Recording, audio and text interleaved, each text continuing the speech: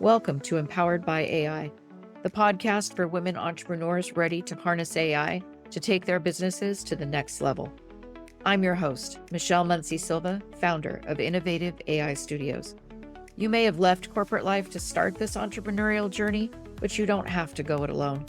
Here, you'll find a supportive community of like-minded women and an invaluable thought partner each week, as my guests and I share actionable insights you can use right away. So let's dive in together. All right, ladies, today we have the absolute treat of having Merry Ellen and Rachael from Osano today. And I'm going to give them a minute to introduce themselves to you, but I just have to let you know I'm super excited for this conversation.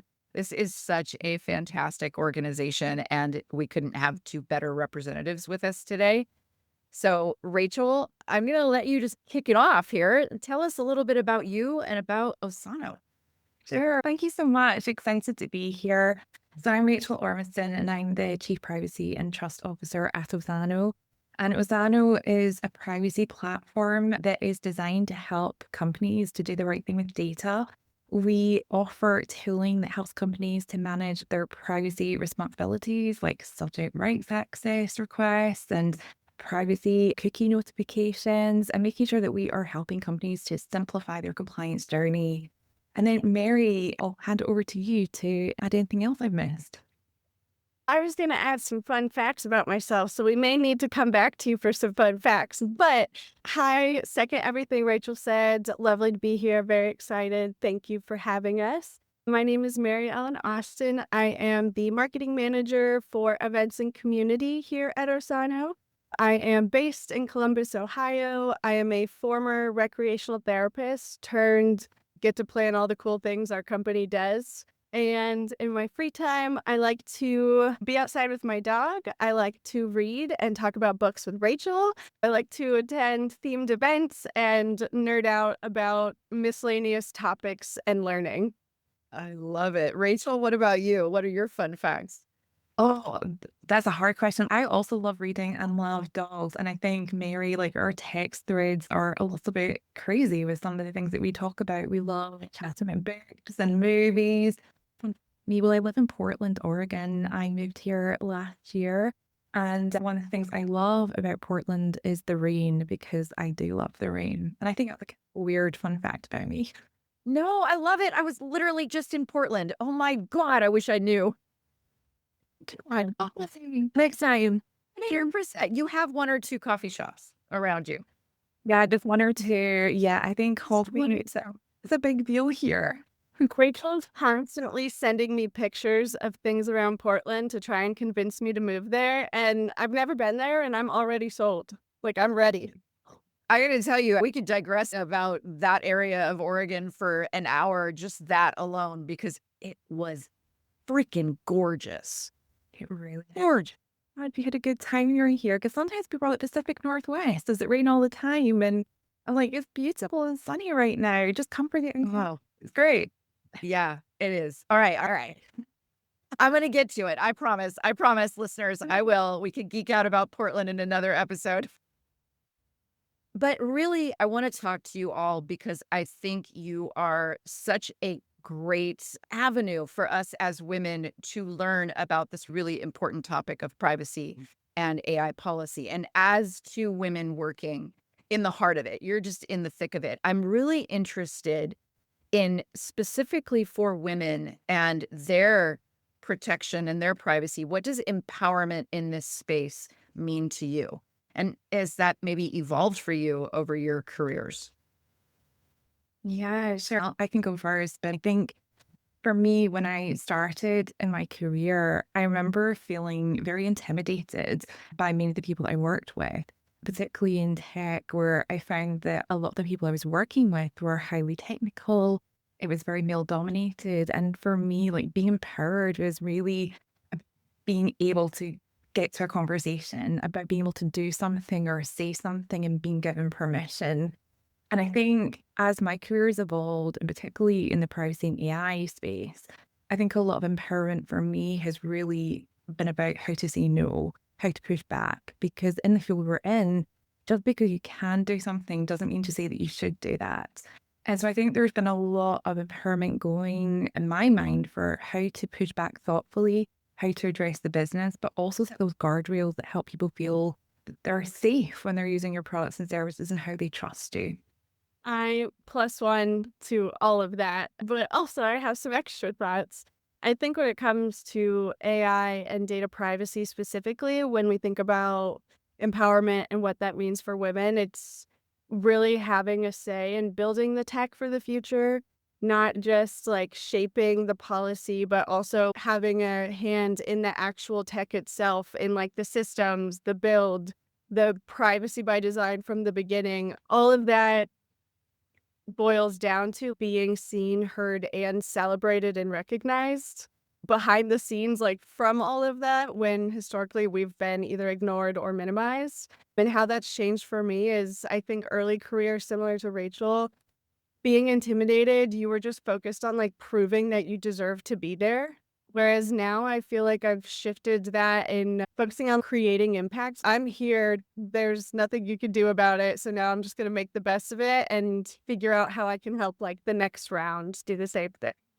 Yeah, and Mary, you are a force, and we're gonna get into that in just a minute because I'm following your LinkedIn profile, and I'm gonna dive into that one. But first, I have this.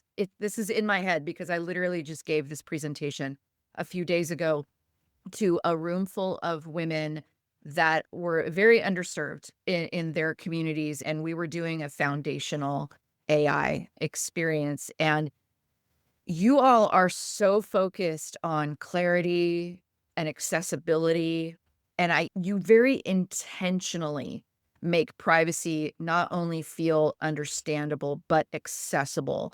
And I really am wondering, this lead into my next question. It's like, a how do you make that so understandable, especially for people who've been excluded, as you point out, from the previous tech conversations that have happened? There you go. I was gonna say I can give like from the events and community more general perspective, and then I'll let Rachel go into the actual behind the scenes as a company perspective. So my answer might be a little all over the place, but when it comes to how we show up in the community, how we share our knowledge, how we interact with our customers, potential customers, our friends, our partners, all of that. Fun fact, I used to be a recreational therapist, so I incorporate a lot of those tips and tricks and the knowledge of behind the scenes, how to get people to connect kind of thing in our events and our community strategy so that we're being very intentional with absolutely everything we do. We are taking into consideration how to explain in the best way possible, how to offer events in a way that is accessible to as many people as possible. Where there's so many conversations that are happening behind the scenes when we plan anything and when we share anything with our community that that is baked into who we are as a company. And Rachel, what are your thoughts on that? Yeah, I think that Mary and the rest of the team, they do such a good job at building community and being able to get those shared experiences and hear from everyone what they feel privacy is to them. Because I think that for a lot of what we see in privacy, it's about choice. It's about whether or not you choose to give your data, or whether you choose to give parts of your data, or whether you choose your information to be used in certain ways. And I think it really, for us, comes down to how do we help companies to do that? What are the choices they can put in place and how can they best support their users? Because I think that for a lot of us, privacy is something we're all familiar with. We're all using apps, we're all using services, and we all have those icky feelings when we're using something and it doesn't feel great. And we go to our friends and say, how do I do that? And so we really want to make sure that we're helping to think that through. And then coupled with Mary, thinking about how do we promote the things that people can do when they do want to make those choices? Can they exercise their privacy rights? Can they delete that? Or can they do something different? Just helping to bring awareness coupled with those design choices. And I love that you alluded to that trusting your gut instinct, because that I keep thinking about this presentation that I just gave, and the questions that the women were asking. You could tell they were like, something didn't feel right to them. They're like, wait, okay, so how much information should we share because we were focused on learning how to prompt. And we talked about giving context. And I loved that the first question is, okay, wait, how much context? Yeah. That is such a great question. And I'm really interested in how you would respond to that. Like, what do you feel women need to know right now about how their data is collected, how it's used? Can I say sometimes exploited, to say the least? What power do they have to flip the script on that? Yeah, I mean, I think there's so much vulnerability in when we do give our data. And I think particularly as women, we know that it can be used in different ways, like from very ordinary apps that are fertility apps or period trackers. And we might not necessarily think about how that data is being used long term. And we know that it's providing us with a service that's invaluable to us. And then maybe we find out that later on something has changed or a company's been bought, or maybe like that changes how we feel about a company at that time. I think a lot of us we have to understand that we can get our data back. We can have that data deleted. We can delete our accounts and we can talk about it as a community and share those experiences. Because I think that a lot of companies that do want to be proactive, they do want that feedback so they can make their services better. And I think, Mary, we had that event about AI and talking about dating apps. And we heard that people were feeling very nervous about using data apps or dating apps because they're opening themselves up to something else. When you're going on to make that emotional connection, you're exposing yourself to an additional layer of vulnerability. And that again impacts, I think, a lot of people who are feeling vulnerable. So yeah, that's just some things that I've been thinking about. Mary, what about you? I have so many thoughts about all of this. A couple things I want to say real quick before I forget. Something that relates to this, but also to your previous question of just how we involve and how we try to be as welcoming and accessible as possible. We also, as a company, you have to understand, like, we nerd out and yap about privacy and topics like this all the time. I am asking my friends, like, at brunch, what their tech habits are and what information they're giving AI and how they're using it. Like, we are nosy, we listen, we do all of those things because then it's my job to take the privacy knowledge and the news that our amazing team and the tech we're building at Osano to be that bridge of connecting it to the why of like why and how it matters to the everyday person. The other point I want to make real quick is to understand for women to understand what power they have with their data. Immediate first step you can take is to go listen to, I'm going to do a quick plug for a recent podcast episode with Carrie Goldberg. Absolutely incredible, badass lawyer. She's taking down big tech, fighting for victims of digital harassment, stalking, all sorts of things. She's incredible, amazing. Highly recommend her book also, but you can listen to her podcast episode with Arlo, our co-founder. Rachel already mentioned submitting a subject rights request. I think that's a great option if you feel a company is doing something sketchy with your data and you don't know exactly how or what information they have on you or how they got it. You can submit one on their website, or at least you should be able to if they're doing what they're supposed to be doing. And also take a minute, maybe pause before you try a new tool or download a new app and sign up for yet another thing.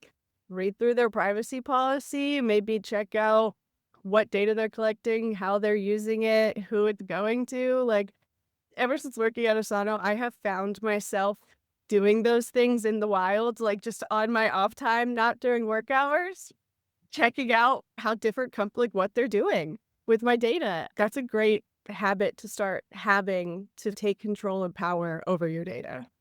Yeah. And I think making that public to people is so valuable because I'm guilty of this. I'm sure I'm not alone, but I feel like I'm confessing to a priest right now. So just bear with me.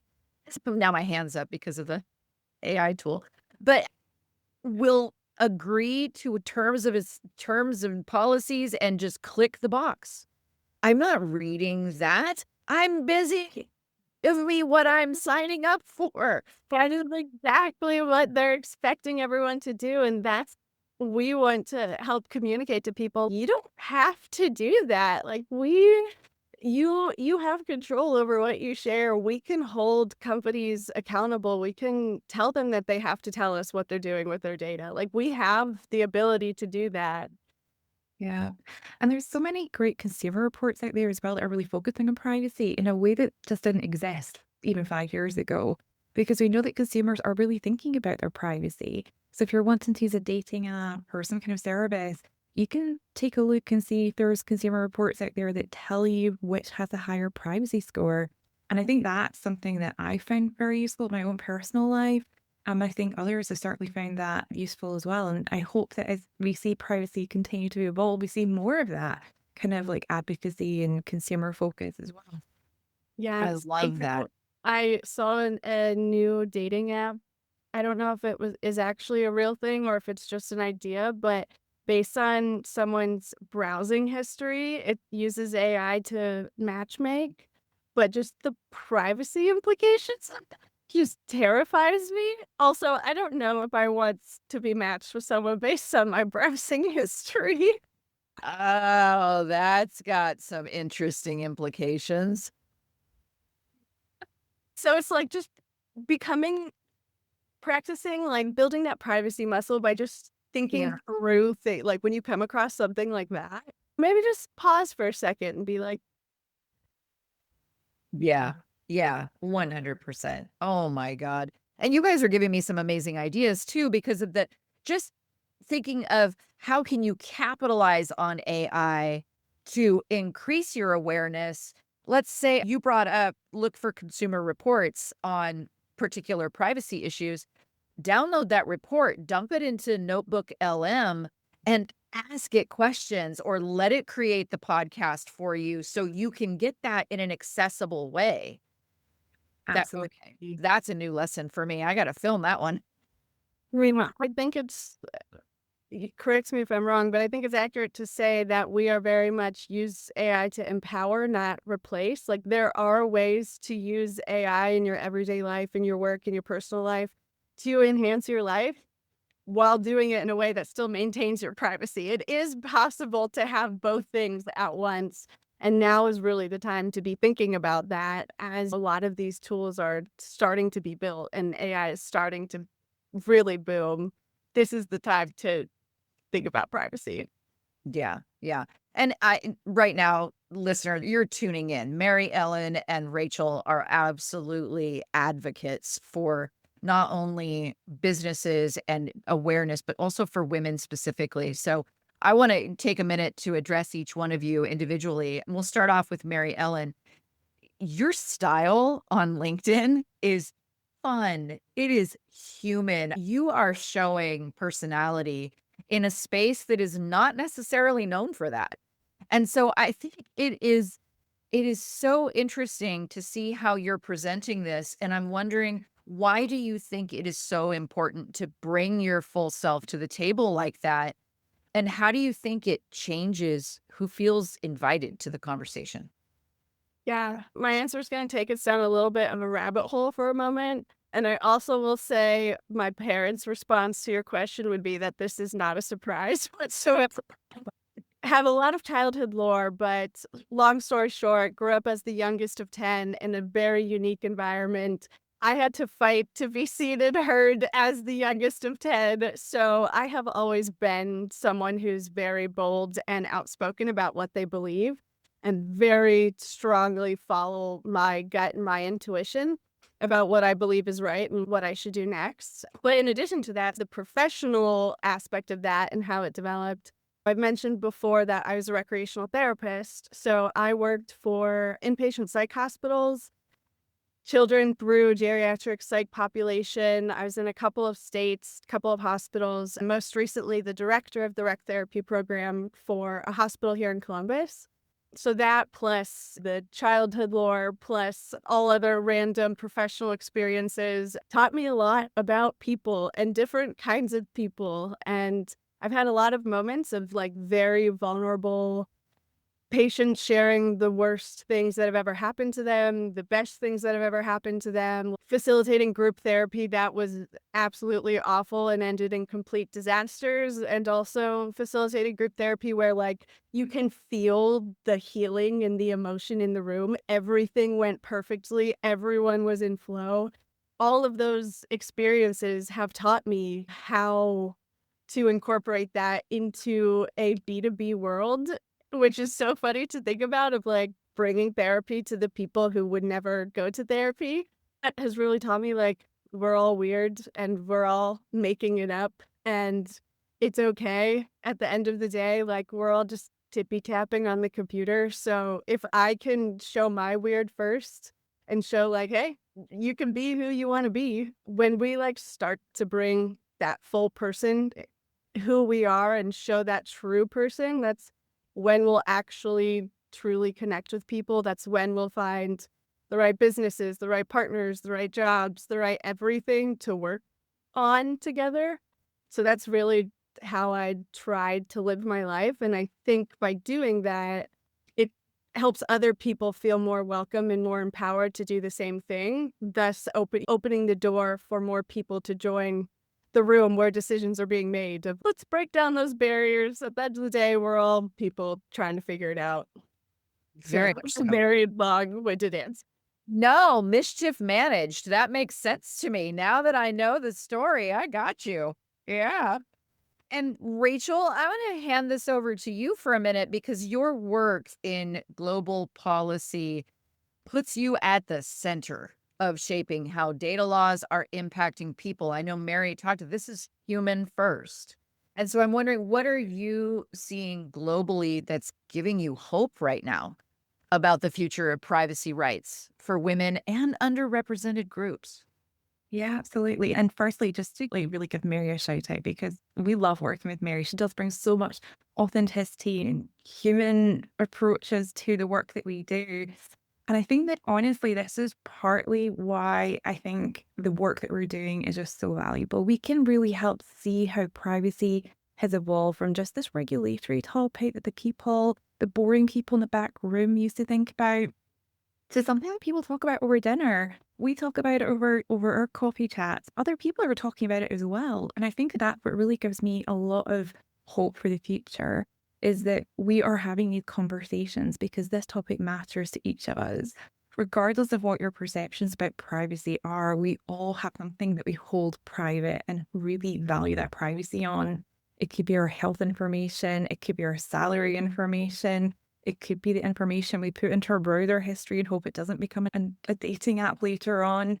But we all have these different perceptions. And I think that's one of the things that I'm starting to see is more people are talking about it. Regulators are talking about it, and the laws and the rules are becoming much more people focused. And that can be really excited for us being able to continue to advocate for vulnerable communities that will need that support later because we're having these conversations now and we just need to keep doing that. Been Oh, real. please go ahead. Of course. I want to say that is Rachel is spot on. Being able to host the conversations and amplify the conversations as a company is so important and cool to me because the more perspectives and the more people we bring in, the more we reduce the bias in how things are being trained and what the future looks like. And also, I've been holding myself back. I wanted to fangirl shout out Rachel too because she's one of the most impressive people I've ever met. That is welcome. You can fangirl anytime you want. Well, I feel like I'm right. Thank you right back at you. Ah, I love it. I love it. See, perfect working friendship relationship. I love it. And you touched on this a little bit, but I want to call this out. Osano is a B Corp. It's a public benefit corporation. So how, if you could articulate, how does that kind of ethical foundation that you've laid influence how you talk about data privacy? Yeah, one of our goals is to do right by doing good and to make sure that we are thinking about the data and helping companies to do the right thing. It stems from everyone at the company. This isn't just like an initiative that is tasked by one team at the back. This is truly foundational for all of us. We think about how we recruit people, we think of how we train them, we think of how we show up with one another. I think really being kind, being respectful, being thoughtful, it's part of our DNA. And that really comes across in the work that we do, where we're trying to make sure that our products are thoughtful and intentional, where we're sharing information that is respectful and has an opinion, but is also open to other feedback. So really for us, part of our DNA truly. And I think, Mary, we see that in like the events we host and the things that we're doing online. Like we really want to be authentic and show up as our best selves. Yeah, it's in everything that we do.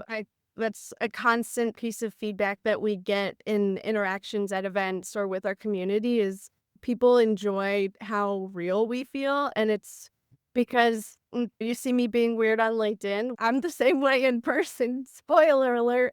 And I encourage our team to also be weird in person. You can scroll back on LinkedIn and find I had our whole event team at a recent show pose in awkward family photos at the booth for our presence at the show. And all the other vendors were just laughing at us because we were having a great time figuring out what poses to do.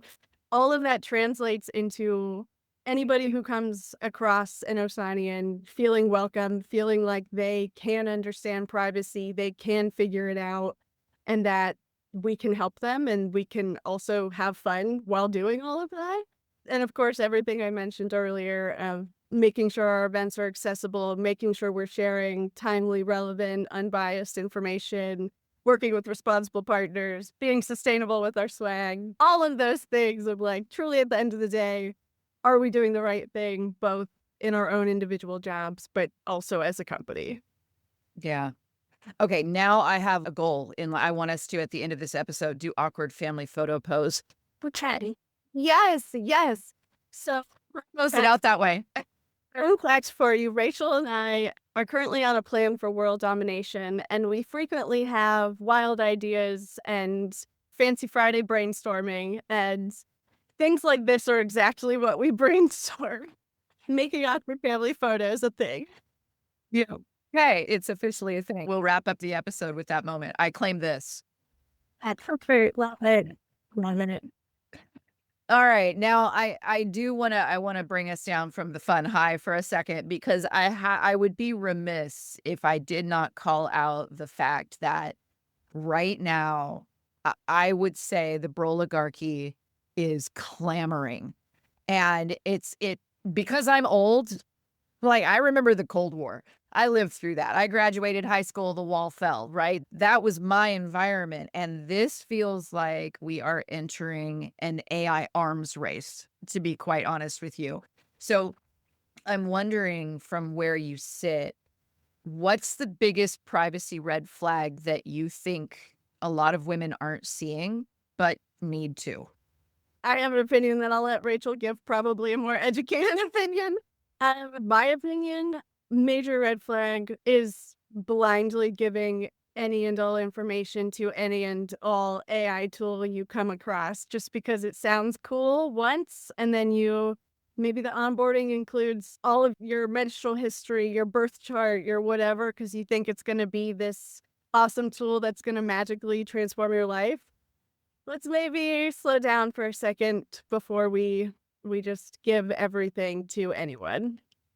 I think that's exactly right. I think AI is just such a fantastic tool and we should use it because we're busy women. Like we've got so much going on in our lives. We need to find ways of optimizing and augmenting. But I think, Mary, like I completely agree. We have to be thoughtful about what we give, because I think there's a lot of concern that once something is in the learning model, it's really hard to pull it out. And some things might be fine. Like everyone knows I love dogs and I love books, and I've shared that already. But there might be other things where like I really want to give myself pause before I do share, because I might not know how that's going to be used later, particularly as you think about profiling and automated decision making. Does something I'm sharing potentially impact my future self? So taking that moment to use the services, but be intentional, be thoughtful. Doing that research earlier, I think, just helps safeguard us and helps safeguard any vulnerable community from that potential harm later down the line. Oh, and a quick plug here as well. We will be launching soon our virtual meetup series for the rest of the year.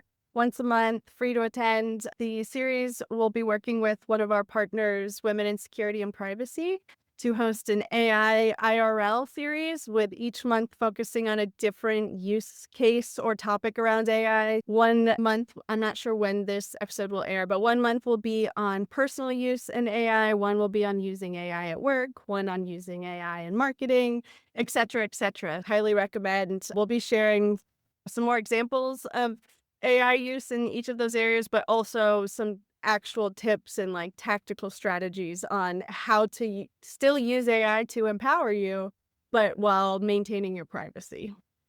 Ooh, I got to get in on that. So you're going to send me the dates for those Yes, because, I will yeah, send you that info. Definitely. absolutely awesome. And we're going to have to publish that maybe in the show notes too to help people out, at least to get connected to the system. Yes. Way, even if they've joined the episode after it's occurred, they can connect with you and find out about future work like that. Yes, we host lots of events. We'll be doing lots of stuff in person in the next few months and year, all the fun things. So we'd love to have anybody. I love it. I love it. And let's ask one final question. I'm gonna ask you to imagine an ideal, right? If you could redefine the narrative around privacy and it was inclusive and it was values driven, what do you think that would sound like? And what do you hope the women listening take away from this conversation today? Yeah. Like for me, like I think privacy is just such an inherently values driven thing. So for one person, privacy means one thing, and for another, it means something completely different. But I think that the real kind of rule I would have is just try and put yourself in the position of someone else. It's a good rule of thumb for so many things. But when it comes to privacy, think about your consumer experience, think about your users, what are their expectations? And I think so much of what companies can do and what people can do when it comes to privacy really just comes from taking that perspective. How does someone feel? Are they going to have the ick factor? And I think that helps them be compliant. It helps them do the right thing. It helps them build trust. And ultimately, I think just helps us build the society that we want using the technology in the way that we'd expect it to. Yeah. I'll say I agree. I think women especially we have such a unique perspective and such potential right now to bring to the tech world. To your question earlier of fighting that tech bro mindset and culture, like we have the opportunity to assert our data rights and to have control over our data and how it's used and exercise our privacy rights. We have the potential to reshape how the tech industry treats us. We have that opportunity right now. And I think the biggest takeaway I would like people to ask themselves is take a look, especially if you're a solopreneur working for a growing company, expect anything. Take a look at what you're currently doing, what data you're collecting on people. If you would want your data used that way, or your mom's or your best friends, if you wouldn't want if you wouldn't want your data collected that way and used in a certain way, chances are you shouldn't be doing it either. So that's one step you can take today. I love it. I love it. Ladies, this has been not just informative, but just damn fun. Thank you for hanging out with me and for doing this. And I so appreciate your time.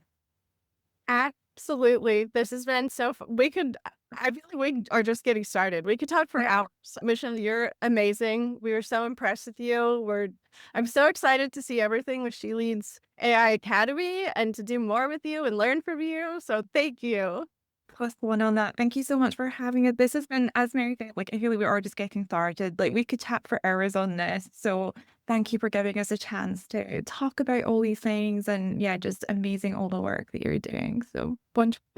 Oh, thank you. And thank you for being with us because we're all the better for hanging out with you. So thank you so much. Thank you for tuning in to Empowered by AI. If today's episode sparked ideas, don't wait. Follow the link in the show notes to visit innovativeaistudio.com and download your free resource, created to help you put today's insights into practice. Be sure to subscribe so you don't miss out on future episodes packed with more tips, tools, and inspiring stories. Until next time, stay empowered and keep innovating.